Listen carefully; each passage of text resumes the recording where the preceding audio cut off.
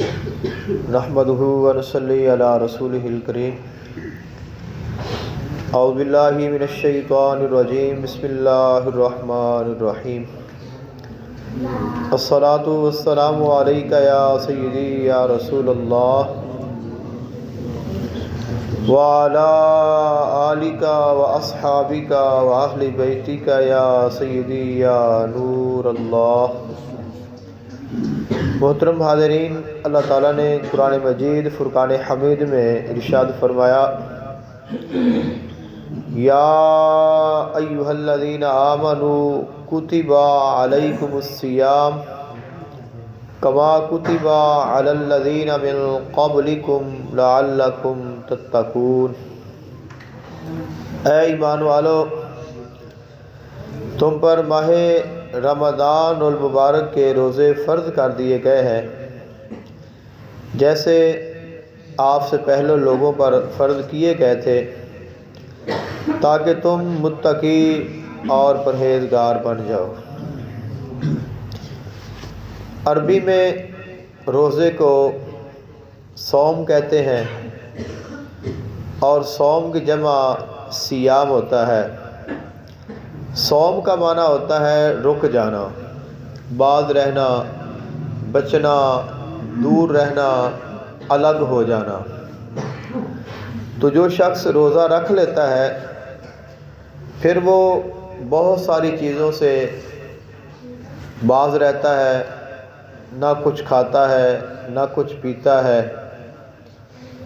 ایسے ہی کچھ ایسی چیزیں ہیں جن سے وہ الگ ہو جاتا ہے، بری جگہ ہے، بری صحبت ہے، بری مجلس ہے، اور بہت ساری ایسی چیزیں ہیں جن سے وہ بچتا ہے، گناہ، نافرمانی، کسی کی غیبت، کسی کی برائی، کسی کو تکلیف دینا۔ تو ان تمام چیزوں سے انسان اپنے آپ کو بچاتا ہے اور اپنے روزے کو مکمل کرتا ہے۔ روزہ کے متعلق سیدنا علی المرتضیٰ شیر خدا کرم اللہ وجہ الکریم علیہ السلام، آپ کا فرمان ذیشان ہے، آپ نے فرمایا، صوم القلب خیر من صیام اللسان و صوم اللسان خیر من صیام البطن۔ مولا کائنات نے ارشاد فرمایا، دل کا روزہ زبان کے روزے سے بہتر ہے، اور زبان کا روزہ پیٹ کے روزے سے بہتر ہے۔ ہم اکثر روزہ رکھتے ہیں تو ہمارا مطلب اور مقصد یہ ہوتا ہے کہ ہم نے کچھ کھانا نہیں، کچھ پینا نہیں، اور ہمارا روزہ ہے۔ اصل یہ روزہ نہیں ہے، یہ روزے کا سب سے پہلا درجہ ہے کہ انسان کھانا پینا چھوڑ دے، یہ پہلا درجہ ہے۔ اس کے بعد ہے انسان اپنی زبان کا روزہ رکھے، اپنے کانوں کا روزہ رکھے، اپنی نگاہ کا روزہ رکھے، اپنے ہاتھ، اپنے پاؤں، اپنے تمام اعضاء، یہاں تک فرمایا کہ انسان اپنے دل کا روزہ رکھے۔ تو دل کا روزہ یہ سب سے اعلیٰ ترین روزہ ہے، سب سے افضل روزہ ہے۔ اور دل میں کیا ہوتا ہے؟ سوچ ہوتی ہے، خیال ہوتا ہے۔ تو جب انسان کا دل پاک ہو جاتا ہے، دل میں کوئی خیال نہیں رہ جاتا، صرف اللہ تعالیٰ کی ذات ہی باقی رہتی ہے، تو پھر انسان اصل روزہ دار بنتا ہے۔ اس کی وجہ کیا ہے؟ اس کی وجہ حضور آقا دو عالم صلی اللہ علیہ وآلہ وسلم کا فرمان ہے۔